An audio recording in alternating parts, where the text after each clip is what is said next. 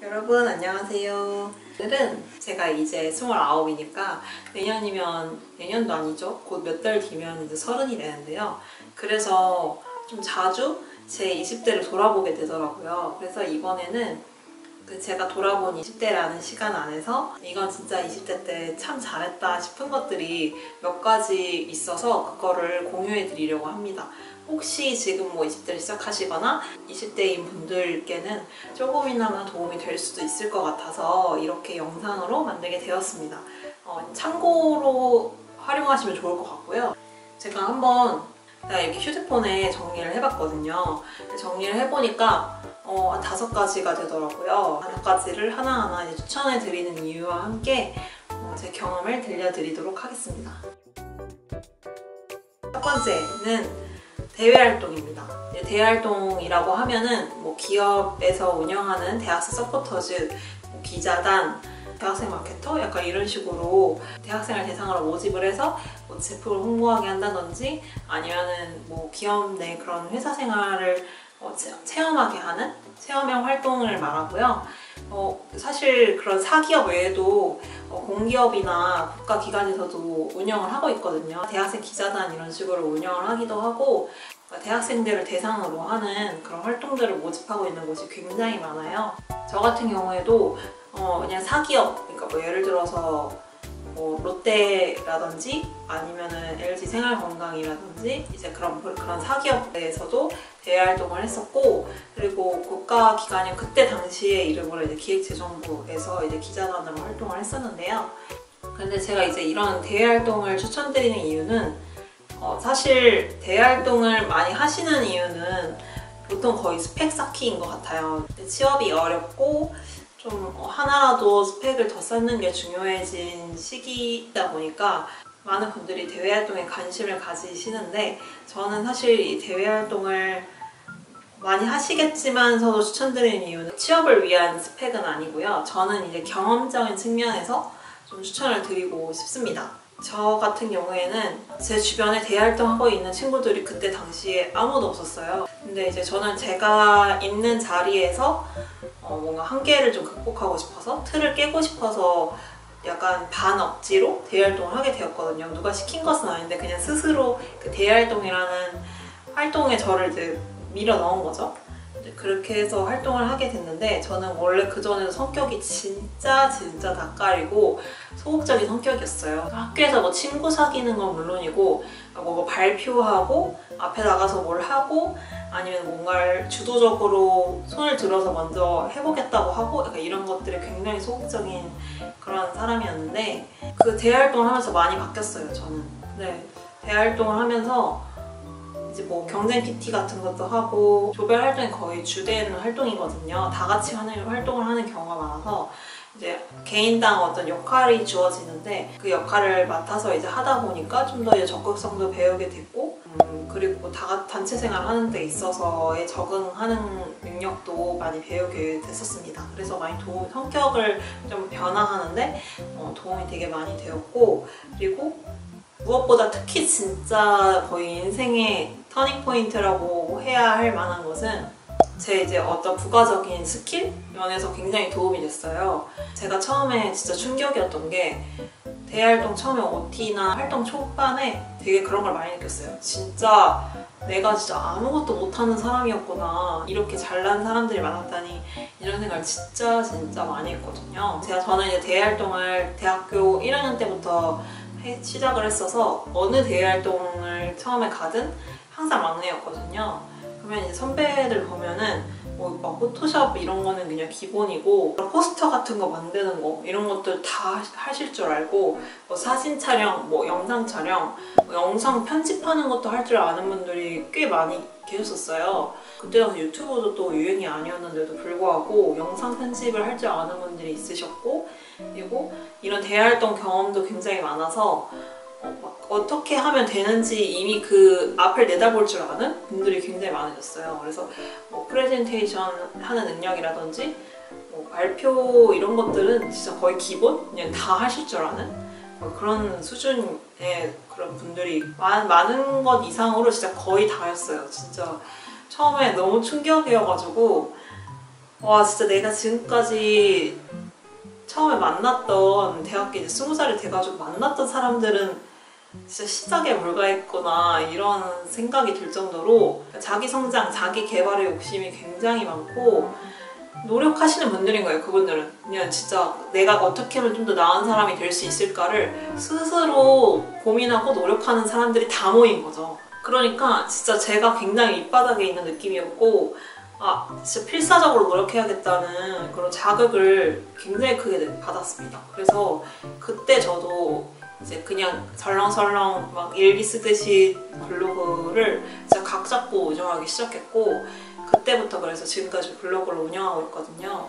그때 SNS 채널을 어떻게 활용하는지도 그때 처음 배웠고 저는 이제 컨텐츠 크리에이터다 보니까 그런 어떤 컨텐츠 제작물을 만드는 방법이라든지 그런 과정에 있어서 어떤 것들을 할 줄 알아야 하는지 그런 것들을 많이 배울 수 있었습니다. 뭐 예를 들면은 포토샵이라든지 아니면은 사진 촬영하는 거라든지 그래서 그때는 진짜 그런 것들이 제가 사회초년생 이제 회사 생활 할 때 좀 이 전체적인 프로세스를 이해하는데 조금이나마 도움이 되었었고 또 그렇게 기업 밑에서 활동하는 부분이 약간 회사 생활에 약간은 적응 속도를 좀 빠르게 해준 부분이 있는 것 같습니다. 그런데 저는 이제 무슨 업종이나 그런 것들에 관계없이 꼭 경험상 한번 활동을 해보셨으면 좋겠다는 생각이 들어요. 저는 성격 면에서든 경험 면에서든 진짜 도움이 안 되는 부분이 없기 때문에 대활동은 굉장히 선택적이잖아요. 해도 그만 안 해도 그만이잖아요. 제가 지원을 안 하면 되는 거니까. 근데 그거를 도전을 하는 사람만의 것인 거잖아요. 근데 진짜 그 경험이 대외활동이 아니면은 그 시절에 경험하기가 굉장히 어려운 부분인 것 같아요. 그러니까 따지고 보면은 안 한 사람들과는 완전 차별화된 경험을 갖게 되는 거죠. 그게 또 살면서 어떤 식으로 도움이 될지 모르고 또 어떻게 또 인생이 풀릴지 저희는 모르잖아요. 미래가 어떤 직업을 하게 될지 솔직히 확신할 수 없고 지금은 이걸 꿈꿨지만 뭐 나중에 몇 년 뒤에는 또 다른 직업을 아예 다른 직종을 하게 될 수 있는 거잖아요. 그건 사람 일은 모르는 거니까 또 그런 면에서 또 언제 도움이 될지 모르기 때문에 대학생 때 경험을 해두면 좋을 것 같습니다. 대외활동 이런 것들이 사실 일반인일 때도 할 수 있기는 해요. 저도 해왔고 저는 이제 그런 활동을 그때 이제 맛을 들여가지고 직장을 다니면서도 굉장히 많이 했거든요. 그래서 지금은 안 하고 있지만 거의 작년까지만 해도 열심히 했었는데 기회가 일단 적고요. 거의 대학생을 대상으로 모집하는 것들이 훨씬 많고 그리고 활동이 훨씬 재밌어요.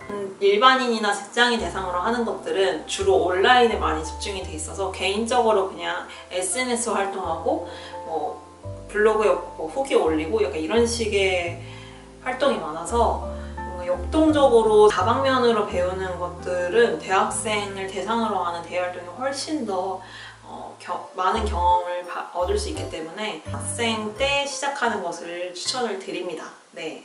두 번째는 나만의 채널 운영하기입니다. 나만의 채널 운영하기는 사실 저 같은 경우에는 블로그가 메인이긴 했거든요. 저는 이제 그때 당시 페이스북이 또 유행을 했어가지고 블로그랑 페이스북 두 개를 사실 지금 생각해보면 블로그가 꼭 아니어도 좋고 유튜브라든지 틱톡이라든지 상관이 없는 것 같아요. 좀 더 노력한다면 뉴스레터를 직접 운영해보는 것도 좋고요. 그러니까 뭐 그게 뭐 꼭 유명해진다거나 명예를 위해서 하는 거라기보다는 약간 끈기를 좀 배울 수 있었던 것 같아요. 저는 지금 생각해봐도 제일 신기한 게 제가 블로그를 지금까지 운영하고 있다는 거거든요. 진짜 어떻게 지금까지 하고 있지? 진짜 그런 생각이 자주 들어요. 제가 운영을 한 지가 그러니까 지금 운영하고 있는 그 블로그 외에도 그 전에도 이제 블로그 이사하기 전에 블로그까지 합하면은 10년 정도 한 거거든요. 너무 신기한 거죠. 전 지금까지 네이버 블로그를 붙잡고 있다는 게 사실 거의 매일같이 올리는 게 쉬운 일은 아니잖아요. 특히나 저는 직접 제가 사진을 찍고 다 그거에 대해서 글을 쓰는 그런 형식의 컨텐츠를 만들었기 때문에 더욱더 사실 어찌 보면 굉장히 귀찮을 수 있는 일이고 또 누가 그걸 알아주거나 그러지도 않거든요. 그걸 한다고 해서 저한테 뭔가 뭐 월급처럼 뭔가 돈이 주어지는 것도 아니고 근데 그걸 지금까지 했다는 게 대견해요, 스스로. 네, 너무 신기하면서도 대견한 일이거든요. 그러니까 블로그를 운영을 한 게 어딜 가서 제가 블로그를 10년 동안 운영했어요 이런 걸 얘기만 하면은 그냥 무조건 얘는 끈기는 있네 이렇게는 되는 거잖아요. 그래서 그러니까 제가 끈기 있는 사람이라고 말하는 거에 대한 어떤 증명?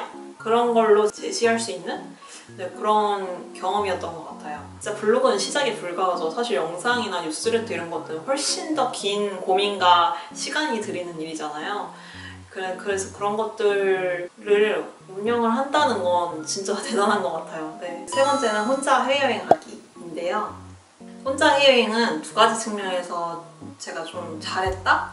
라고 생각이 드는 점이에요. 그래서 한 가지는 처음 혼자 해외여행 갔을 때 뭔가를 계산하고 체크인하고 뭐 그런 소소한 순간들 있잖아요. 뭐 주문하기라든지 그런 습관들이 그 나라의 언어를 하지 못해서 되게 걱정하고 혼자서 할 수 있을까 그런 겁냈던 일들이 사실은 할 수 있는 일이라는 거, 그렇게 어렵지 않다는 것들을 하나하나 좀 깨닫게 해줬거든요. 그래서 좀 뭔가를 도전하지 않은 것들에 대해서 사전에 미리 겁내하지 않는 거, 좀 못하는 게 아니라 거의 안 하는 거에 가깝다라는 것을 좀 많이 인지하게 해줬고, 처음 혼자 해외여행 간 거는 일본 오사카였거든요. 근데 오사카 한국어 되게 잘 돼 있잖아요. 사실 한국인이 굉장히 처음에 해외여행 입문하기 좋은 도시인데, 그런데도 불구하고 이제 그 전에 해외여행이라고는 가족들과 함께 간 태국 패키지 여행 그거밖에 없어서, 그래서 사실 여행 제대로 된 해외여행 경험이 있다고 볼 수가 없었거든요. 근데도 불구하고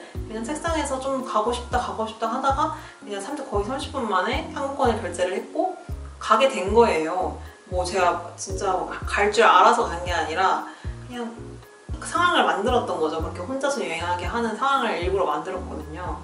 근데 막상 가가지고 이제 그런 걸 하나하나 직접 부딪히면서 하다 보니까 생각보다 제가 다 할 수 있더라고요. 어떻게든. 그리고 결국에 한국에 돌아와요. 어떤 변수가 있어도 결국에는 다 이겨내고 한국에 돌아오기 때문에 사실 그렇게 무서워할 일이 없거든요. 하나하나 이겨내면서 꼭 여행이 아니더라도 내가 못한다고 생각하는 것들을 사실은 다 할 수 있다. 이런 것들을 많이 배울 수 있었습니다. 그래서 뭔가 용기라든지 그런 자신감을 얻는 데 많이 도움이 됐던 것 같아요. 그리고 두 번째 측면에서는 세상이 얼마나 넓은지를 직접 보는 것을 추천을 드립니다. 아무래도 TV나 요즘에는 스마트폰만 있어도 사실 뭐 웬만한 나라는 다 볼 수 있잖아요. 그런데도 불구하고 이렇게 막상 진짜 가보는 것과는 너무 격차가 큰 것 같아요. 네, 그냥 책으로 보고 뭐 TV로 보고 뭐 스마트폰으로 보는 그런 세상과 직접 그곳에 가서 내가 직접 걸어보고 뭔가를 보고 듣고 그 분위기를 경험하는 것과는 너무나 다르더라고요. 또 큰 세상을 경험을 해보면 사람이 또 약간 배포가 달라지거든요. 꿈도 훨씬 큰 꿈을 꾸게 되고, 저 같은 경우에도 그때 혼자 해외여행 갔다 오고 나서 저는 이제 세계여행이라는 꿈이 생겼거든요. 조만간 아마 갈 것 같아요, 저는. 왜냐면은 저 그때 당시에 생각했을 때 제가 가야지라고 생각했던 나이가 30살이었거든요. 근데 내년이잖아요. 그러니까 조만간인 거죠.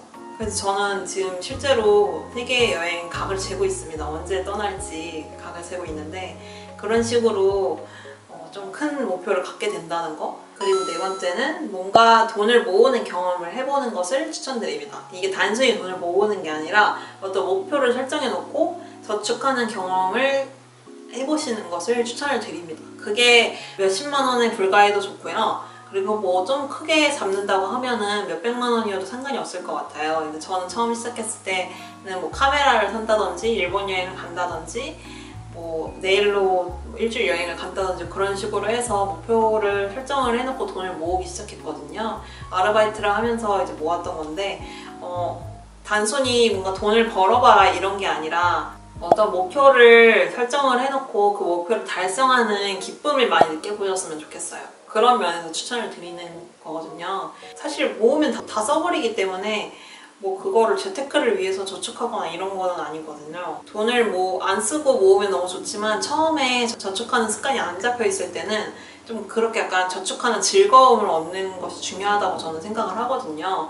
근데 그런 면에 있어서는 내가 뭔가 목표를 달성했을 때 어떤 보상이 이루어지는 게 처음에 시작하기 좀 좋은 것 같아요. 그래서 어떤 목표라도 좋은 것 같아요. 뭐 단순히 여행 가는 거 그런 거 아니어도 뭐 뭐 노트북을 산다든지 아니면은 뭐 원데이 클래스를 몇 번 갈 돈을 모은다든지 아니면은 방을 꾸밀 뭔가를 사기 위해서 돈을 모은다든지 아니면은 뭐 호텔 뷔페를 먹기 위해서 돈을 모은다든지 뭐 뭐든 상관없으니까 뭐 어떤 목표를 설정해 놓고 끝까지 한번 끈기 있게 돈을 모아보는 그런 경험을 해보셨으면 좋겠습니다. 그래서 저는 20대 때부터 그렇게 목표를 설정해서 돈을 저축해가지고 뭔가를 얻는 그런 기쁨을 진짜 많이 느껴서 지금도 목표를 설정해 놓고 막 이율 높은 특판 아니면은 뭐 그런 적금 사람들이 괜찮다 하는 적금 통장이 있으면 무리해서라도 그냥 그거를 발급받아요.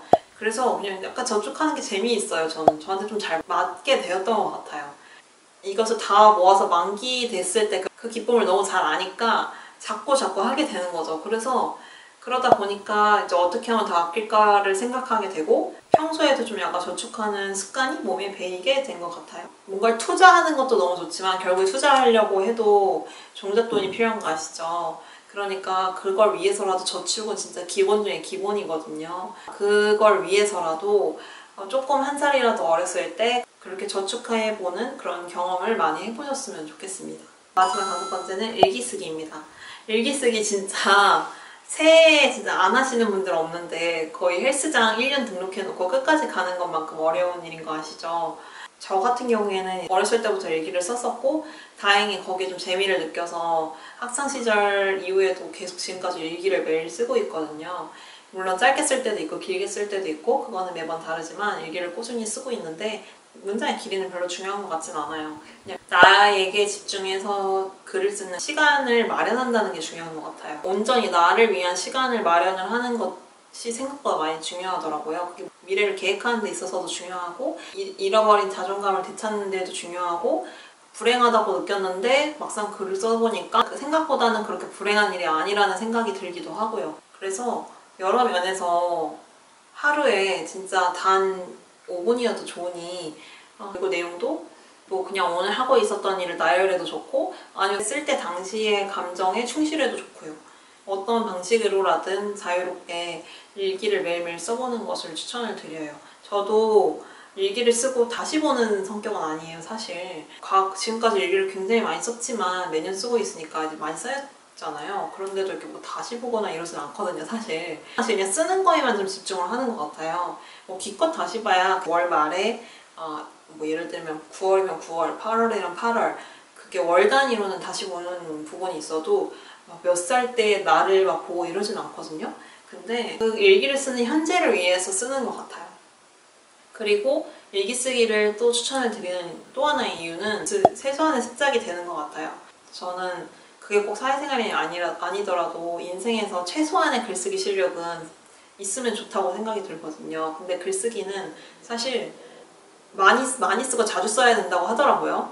저도 막 글 잘 쓰는 뭐 요약 잘하는 이런 거 찾아봤는데 결국에는 연습이더라고요. 많이 써보는 수밖에 없대요. 그게 아주 기본 중에 기본인 건데 사실 각 잡고 뭔가 주제로 맨날 에세이를 써보고 맨날 뭐 수필 시 이런 걸 써볼 수는 없잖아요. 소소하게 일기 쓰기가 그나마 최소한의 글쓰기 연습이 되는 것 같아요. 계속 뭔가를 써보면서 좀 더 기승전결을 노력하게 되고 그 전 문장과 지금 쓰는 문장의 연관성에 대해서도 은연중에 생각해보게 되고 그런 식으로 또 머리가 회전이 되다 보면은 그게 또 말을 하는 데에도 도움이 된다고 하더라고요. 그래서 이게 단순히 뭐 사무직이 아니어도 사실 회사 밖에서도 말을 하고 글을 쓰는 능력은 많이 유용하다고 생각이 들거든요. 이 5가지를 모두 다 하면 너무 좋지만 하나하나 차근차근 도전해 보셨으면 좋겠고 결국에는 이게 안 맞아서 중간에 뭔가 쳐내는 것이 있더라도 사람마다 다 다른 거니까 그거에 대해서 옳고 그름은 전혀 없고요. 한번 해보셨으면 좋겠다. 그리고 개인적으로 제가 29살인 제가 돌아봤을 때 20대 이건 정말 잘했다 싶은 것들을 한 번쯤 저도 비디오 카메라에 녹화를 해놓듯이 또 영상으로 남겨두면 좋겠다 싶어서 이렇게 영상으로 찍게 되었습니다. 다음번엔 또 정보를 드릴 수 있는 것들을 찾았으면 좋겠거든요. 제가 이제 유튜브 채널을 운영을 해보니까 경험에 대한 그런 정보를 좀 드릴 수 있었으면 좋겠다는 욕심이 좀 생겼거든요. 그래서 제가 가지고 있는 것들을 최대한 나눌 수 있었으면 좋겠어서 그 부분을 좀 많이 기획을 하고 있는데 차차 채널에 풀어보도록 하겠습니다. 혹시 또 저의 어떤 그런 경험이라든지 듣고 싶은 부분이 있다면 댓글로 남겨주시면 감사할 것 같고요. 혹시 또 오늘 말씀드린 것 중에 대해서 좀 더 상세히 듣고 싶거나 추가로 정보를 얻고 싶은 게 있으시다고 하시면 댓글로 남겨주시면 제가 댓글로 남겨드리도록 하겠습니다. 이 내용에 대해서는 제가 운영하고 있는 카카오 브런치에도 정리를 해놨거든요. 그래서 아직 못 보신 분들이 계시다면 같이 병행해서 보시면은 좀 더 이해가 되지 않을까 싶습니다. 영상에 대한 거의 뭐 대본이라고 보시면 좋을 것 같거든요. 내용은 사실 전체적인 내용은 비슷한데 그것들을 이제 뭐 글로 읽는 것과 영상으로 듣고 보고 듣는 것과는 좀 다르니까요. 그렇게 참고하시면 좋을 것 같습니다.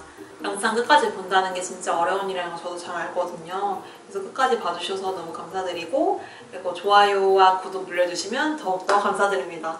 네, 그러면은 다른 영상으로 또 찾아뵙겠습니다. 안녕!